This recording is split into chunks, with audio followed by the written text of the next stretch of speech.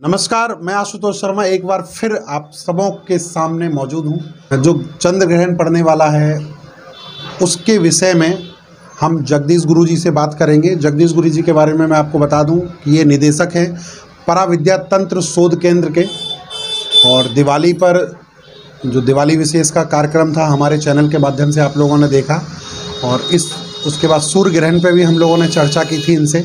इस बार हम लोग चंद्र ग्रहण। जगदीश गुरुजी, पहले तो मैं आपका स्वागत करता हूं अपने इंडिया रिपब्लिक चैनल में। इंडिया रिपब्लिक चैनल के माध्यम से आपको जो जानकारी दी जा रही है उसके लिए तो पहले तो मैं चैनल को ही धन्यवाद करूंगा कि वो आपके सामने ऐसी नई नई जानकारियां पहुंचाता है जो आपको आपके जीवन में कुछ न कुछ उपलब्धि अवश्य देती है। जी, हमारा प्रयास रहता है कि जनता तक ऐसी चीज़ें पहुँचें, क्योंकि चंद्र ग्रहण है और 15 दिन में अगर बात करें तो 15 दिन के अंतराल में ये दो ग्रहण, और दिवाली सबसे बड़ा त्यौहार होता है हिंदुओं के लिए और लक्ष्मी जी की उपासना की जाती है। तो कहीं ना कहीं ये जो दो ग्रहण पड़ रहे हैं, क्या इसका आम जीवन पे बहुत बड़ा असर पड़ रहा है? क्या शुभ है या अशुभ है ये? देखिए, इसके दो पहलू हैं जी। किसी का अगर कोई काम बिगड़ जाता है या बिगड़ने वाला होता है तो वो कहते हैं मेरे काम पे तो ग्रहण लग गया। जी। एक पहलू तो ये है कि ग्रहण पड़ना ठीक तो होता ही नहीं है, लेकिन दूसरा पहलू इसका ये है कि ग्रहण की जो वेला होती है वो बड़ी शुद्ध वेला मानी जाती है। इस वेला में जो साधक जो भी काम करते हैं, यंत्र मंत्र तंत्र का, साधना का, उसका अक्षय फल होता है। इन दोनों पहलुओं को ध्यान में रखते हुए इस बात पर विचार करना चाहिए, किया जाता है कि इस ग्रहण का क्या प्रभाव होगा। जिन राशियों पर इनका दुष्प्रभाव है उन देशों पर निश्चित रूप से दुष्प्रभाव होगा, जिन राशियों पर इसका अच्छा प्रभाव है उन देशों में अच्छा प्रभाव होगा। ये इसकी सबसे बड़ी विशेषता है। और इस समय में अगर कोई साधना की जाती है तो उसका अक्षय पुण्य होता है, अक्षय फल होता है, वो मंत्र सिद्ध हो जाता है, जागृत होता है और बहुत अच्छा फल देता है। इन दोनों पहलुओं को ध्यान, न तो इसको अच्छा कह सकते हैं न बुरा कह सकते हैं। भाई, एक दवा किसी के लिए अच्छा काम करती है, दूसरे के लिए वो गलत काम करती है, उसके लिए विष होती है। इसी तरह से ये जिन देशों के ऊपर, जिन देशों की राशियों के लिए ये ठीक नहीं है, वहाँ दुष्प्रभाव होगा। जिन देशों की राशियों के लिए शुभ है वहाँ अच्छा प्रभाव होगा। सौभाग्य से भारतवर्ष के लिए, भारत की धनु राशि हुई, भारत के लिए बहुत अच्छा प्रभाव होगा और भारत एक बार फिर अपने को पुनर्स्थापित कर सकेगा, विश्व का नेतृत्व करेगा, ऐसा मेरा मानना है। तो गुरुजी, ये जो फिर ग्रहण पड़ने वाला है इसका टाइमिंग क्या है? मतलब किस समय सूतक लग जाएगा, किस समय ग्रहण होगा? और ये एक चीज़ और जानना चाहेंगे कि जो कार्तिक मास की पूर्णिमा 1 महीने से जो चली आ रही है, और हम अगर अपने ब्रिज की बात करें तो यहाँ तो काफ़ी दूर दूर से श्रद्धालु आए हुए हैं, तो ये ग्रहण पे भी कुछ ऐसा प्रभाव होने वाला है, दुष्प्रभाव अगर हम बोलना चाहें तो? अगर वृंदावन के दृष्टिकोण से इसको देखा जाए तो कार्तिक पूर्णिमा वृंदावन के लिए तो बहुत महत्वपूर्ण है। इस दिन पूरे देश में गुरु नानक जयंती मनाई जाती है और निम्बार्क संप्रदाय के आदि प्रणेता भगवान निम्बाचार्य जी का भी प्राकट्य उत्सव इसी दिन मनाया जाता है। और इसका एक नाम और है रास पूर्णिमा। जो भक्त यहाँ 1 महीने से वास कर रहे हैं, कार्तिक नियम सेवा कर रहे हैं, उनकी कार्तिक पूर्णिमा को जिस दिन ग्रहण होगा उस दिन रास पूर्णिमा को उसकी पूर्णाहुति होगी। तो वो सब उत्सव यहाँ होते रहते हैं, लेकिन चूँकि ग्रहण है इसलिए उस दिन मंदिरों का समय परिवर्तन हो जाएगा और ये उत्सव उसके बाद होंगे। जब ग्रहण समाप्त हो जाएगा उसके बाद ये उत्सव होंगे। ग्रहण काल में जो पुण्य कार्य किया जाता है उसका अक्षय पुण्य होता है, इसलिए ये यहाँ वृंदावन के लिए बहुत महत्वपूर्ण है। जो भक्त हैं वो मंदिरों के दर्शन करेंगे, वृंदावन की परिक्रमा करेंगे, यमुना में स्नान करेंगे, दान पुण्य करेंगे, ये सब का उनको अक्षय पुण्य प्राप्त होगा। इसके लिए तो ये बहुत अच्छा है। लेकिन चूँकि मंदिरों का परिवर्तन, मंदिरों के दर्शनों के समय में परिवर्तन होगा, मंदिरों के प्रभु के श्रृंगार में विलम्ब होगा, उनके उत्सव में व्यवधान आएगा, इसलिए थोड़ा सा मन को कष्टकारी है भक्तों के लिए। तो गुरुजी, जो सूतक का समय होगा ग्रहण में और जो टाइमिंग होगी ग्रहण की, कब से कब तक लगेगा, तो इसके बारे में भी हम आपसे चर्चा करेंगे। लेकिन सबसे पहले ये जानना चाहेंगे कि किस किस राशियों में इस बार इस ग्रहण का, चंद्र ग्रहण का क्या दुष्प्रभाव है या लाभकारी है किसी किसी राशि के लिए? देखिए, ग्रहण के बारे में आपको जानकारी होगी कि ग्रहण होता क्यों है। इस पर मैं थोड़ा सा प्रकाश डालूँगा। जब समुद्र मंथन हुआ और देवता और दैत्यों ने जो समुद्र मंथन किया, उसमें 14 रत्न निकले थे। उसमें विष भी निकला था और भगवान धन्वंतरी का भी प्राकट्य हुआ, लक्ष्मी जी का भी प्राकट्य हुआ। उसी सीरीज में, उसी सीरियल में अमृत भी निकला था और विष भी निकला था। जब अमृत निकला तो देवताओं में और दैत्यों में युद्ध होने लगा कि हम इस अमृत का पान करेंगे और हम अमर हो जाएंगे। वो लड़ने लगे। इस लड़ाई झगड़े में गरुड़ जी उस अमृत कलश को लेकर दौड़ लगाई उन्होंने। वो जिन 4 स्थानों पर उन्होंने विश्राम किया, बड़ी लंबी दौड़ थी, इन 4 स्थानों पर विश्राम किया, उन स्थानों पे आज कुंभ मेला लगता है। कुंभ का अर्थ यही है, अमृत कुंभ से ही उसका तात्पर्य लिया जाता है। अमृत कुंभ को लेकर गरुड़ जी ने जहाँ जहाँ विश्राम किया, जहाँ जहाँ उसकी बूंदें छलकीं, वो स्थान कुंभ के लिए प्रसिद्ध हुए। और उन्हीं 4 स्थानों पर, नासिक में, उज्जैन में, हरिद्वार में और प्रयाग में, इन 4 स्थानों पर यह कुंभ का मेला होता है। उसके बाद जब भगवान ने जब मोहिनी रूप रखा, उन्होंने कहा भाई तुम लड़ो मत, मैं तुमको बराबर बराबर दोनों को अच्छी तरह अमृत पिला दूंगी। तो एक लाइन में दैत्य बैठे और एक लाइन में देवता बैठे। उनमें धोखे से जो राहु था वो देवताओं के पंक्ति में बैठ गया। जब भगवान ने अमृत बांटना शुरू किया तो वो उसी सीरीज में राहु को भी अमृत दे दिया उन्होंने। लेकिन वो जो बैठा था वो चंद्रमा और सूर्य के बीच में बैठा था। तो सूर्य और चंद्रमा ने भगवान को इशारा दे दिया कि ये दैत्य है और इसने ये अमृतपान कर लिया। तो भगवान का तुरंत सुदर्शन चक्र हाथ में आया और उसका सिर अलग हो गया। चूँकि वो अमृतपान कर चुका था इसलिए वो उसकी मृत्यु नहीं हुई, बल्कि उसके 2 खंड हो गए, एक राहु कहलाया और एक केतु कहलाया। जो उसका सिर का भाग होता है वो राहु कहलाता है और धड़ का भाग जो होता है वो केतु कहलाता है। चूँकि ये चुगली सूर्य ने और चंद्रमा ने की थी, इसलिए राहु उनसे अपनी दुश्मनी मानता है। इस प्रकरण से पहले ग्रह 8 ही हुआ करते थे। जब राहु का सिर अलग हो गया तो और धड़ अलग हो गया तो एक गिनती बढ़ गई, उसमें केतु और बन गया, इसलिए नवग्रह हो गए। तो जब जब राहु प्रबल होता है तो सूर्य को और चंद्रमा को ग्रहण के रूप में वो परेशान करता है। ये इस ग्रहण का सूक्ष्म विवेचन है, जिससे आप समझ सकते हैं कि ग्रहण होता क्या है। अब की बार जो 8 नवंबर को चंद्र ग्रहण होगा वो दोपहर को 2:39 से शाम को 6:29 तक रहेगा। इसका प्रभाव बिहार, बंगाल, उड़ीसा और पूर्वोत्तर में खग्रास के रूप में दिखेगा और शेष स्थानों पर ये खंडग्रास के रूप में दिखाई देगा। इसका सूतक 8 नवंबर को प्रातः 8:29 से इसका आरंभ हो जाएगा और 2:39 से ये ग्रहण आरंभ हो जाएगा। लेकिन सूतक जब आरंभ होगा उससे जितने भी नियम के काम हैं, प्रतिदिन के भगवान की सेवा, पूजा अर्चना, ये सब शयन हो जाएगी, ये सब विश्राम ले लेगी।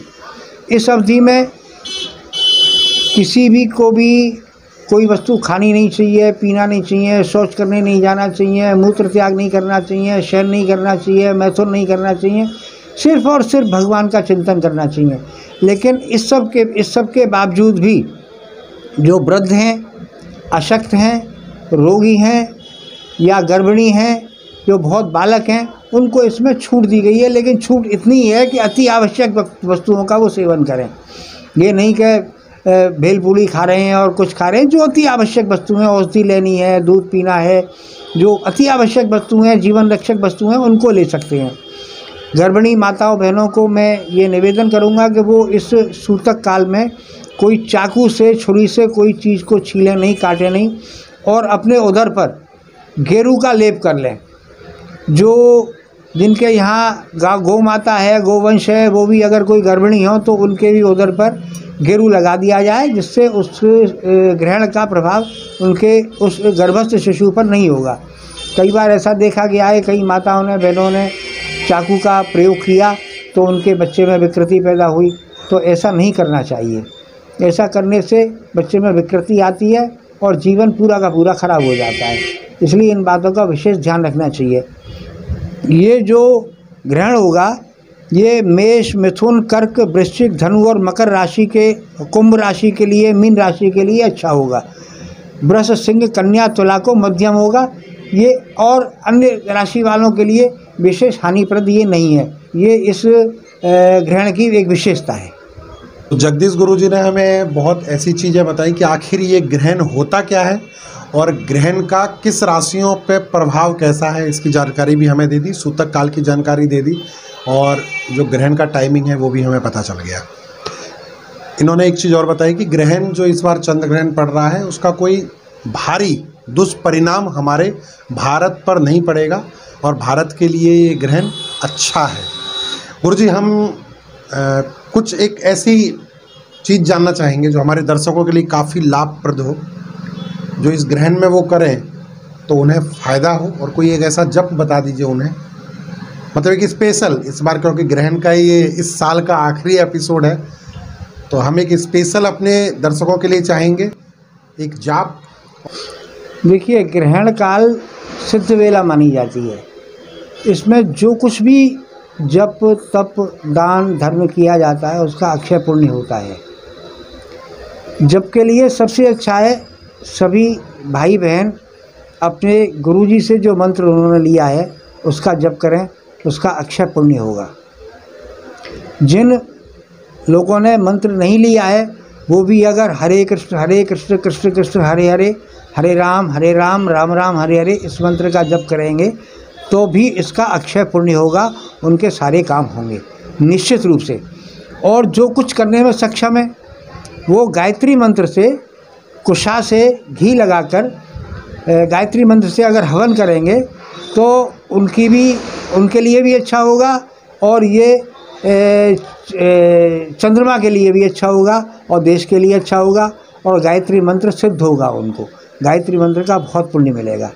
अब मैं आपको 2-3 ऐसे बातें बताता हूँ जो आपके जीवन में निश्चित रूप से काम की हैं और आपको निश्चित रूप से उनका फल मिलेगा। एक समस्या हर व्यक्ति के पास अर्थ की होती है। हर व्यक्ति को धन चाहिए होता है, जिसके पास धन नहीं है वो बेचारा परेशान होता है। उसके लिए मैं एक आपको मंत्र बताता हूँ, इस मंत्र का जप करें सिर्फ, और हो सके तो गाय के घी से इसका हवन करें। नमस्तेस्तु महामाये श्रीपीठे सुरपूजिते शंख चक्र गदाहस्ते महालक्ष्मी नमोस्तुते। ये महालक्ष्मी का सिद्ध मंत्र है। इसका अगर आप जाप करेंगे या हवन करेंगे तो निश्चित रूप से आपको आर्थिक कठिनाइयों में लाभ होगा, निश्चित रूप से आपकी आर्थिक कठिनाइयों का शमन होगा और आपके जीवन में आर्थिक लाभ होगा निश्चित रूप से। एक जिन बच्चियों का विवाह नहीं हो पा रहा है, विवाह में किसी तरह का कोई अवरोध हो रहा है, उनका बेचारियों का परेशान है, उनके माँ बाप परेशान है, वो स्वयं में परेशान है, अगर वो बच्ची भगवती का एक मंत्र है, कात्यायनी महामाये महायोग निधीश्वरी नंद गोप सुतम देवीम पति में कुरुते नमः, ये माँ कात्यायनी का मंत्र है। अगर इसका वो बच्चियाँ जप करेंगी तो निश्चित रूप से उनको भगवती सुयोग्य वर प्रदान करेगी, इसमें बिल्कुल दो राय नहीं है। ये जप कैसे करना है गुरुजी?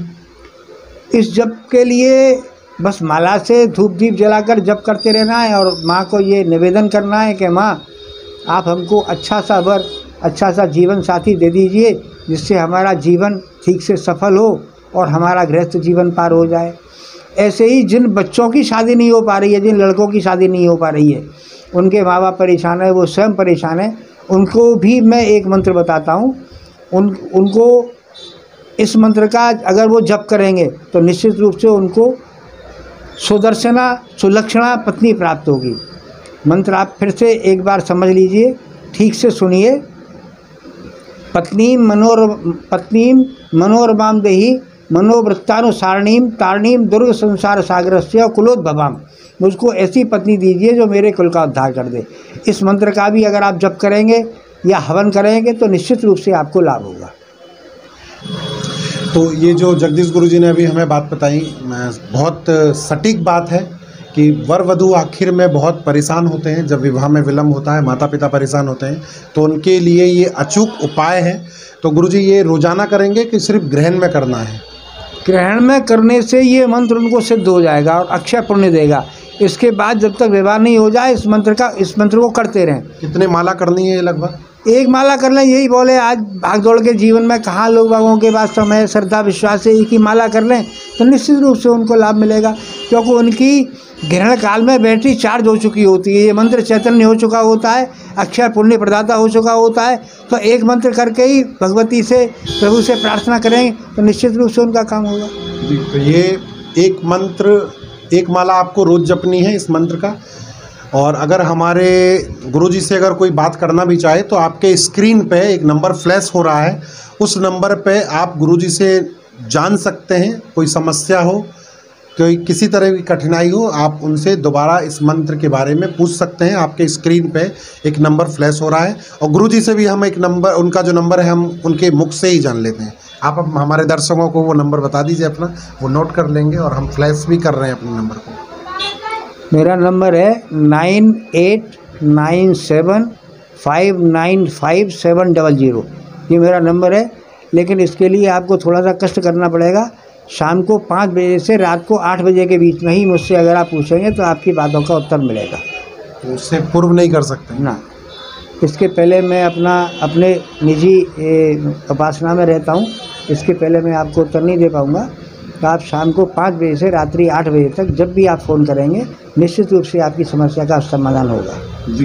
तो गुरुजी ने अपना नंबर भी आपके साथ शेयर कर दिया है, लेकिन टाइमिंग जो रहेगी वो शाम को 5 बजे से 8 बजे तक आप इनको संपर्क कर सकते हैं। उससे पूर्व गुरुजी उपासना में रहते हैं तो वो किसी से संपर्क नहीं साध पाएंगे। तो हम गुरुजी का बहुत बहुत धन्यवाद करते हैं और हम उन तमाम जो बच्चियों की माता पिता हैं उनको भी बोलेंगे कि अगर इस मंत्र का उपाय करने से उनके बच्चे और बच्चियों के जीवन में खुशहाली आए तो आप बिल्कुल ये मंत्र का जाप जरूर करें और उसको लगातार जब तक आपका विवाह नहीं हो जाता है संपन्न तब तक आप करते रहें, क्योंकि गुरुजी ने ये मंत्र दिया है तो बिल्कुल सोच के दिया है। और इस चैनल के माध्यम से हम उन तमाम दर्शकों का शुक्रिया जो अदा करते हैं जो पिछले बार सूर्य ग्रहण और दिवाली विशेष पर हमसे लगातार जुड़े रहे थे और इस बार चंद्र ग्रहण पे भी हमने बहुत ऐसी बातें आपके समक्ष रखी हैं जो कि जीवन में एक अलग महत्व देंगी। तो फिलहाल इजाज़त लेता हूं आप लोगों से और फिर अगले कड़ी में फिर आपसे मुलाकात करेंगे। और हम अपने चैनल के माध्यम से जगदीश गुरु जी को भी बहुत बहुत धन्यवाद देते हैं कि वो उन्होंने हमें अपना बेशकीमती समय दिया, क्योंकि हमने देखा कि उनका दिनचर्या जो है वो काफ़ी व्यस्त है, लेकिन जो समय आपने दिया उसके लिए हम आपसे बहुत बहुत शुक्रगुजार हैं। सभी दर्शकों को मेरा श्री राधे। श्री जी हमारे बांके बिहारी सभी की मनोकामना पूर्ण करें, सभी सुखी हों, निरोग हों, आयुष्मान हों और अपने जीवन के हर पहलू पर, हर कदम पर सफल हों, ऐसी श्री जी के श्री चरणों में कामना। मुझे दीजिए इजाज़त, फिर हम मिलेंगे। आशुतोष शर्मा, इंडिया रिपब्लिक के लिए, वृंदावन से।